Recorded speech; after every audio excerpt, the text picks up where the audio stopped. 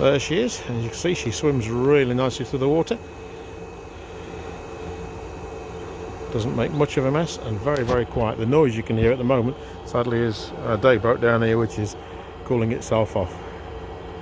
But Chasewind, lovely little boat.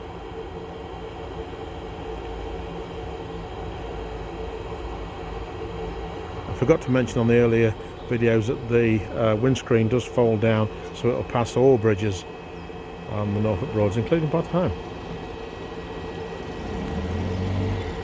There she goes.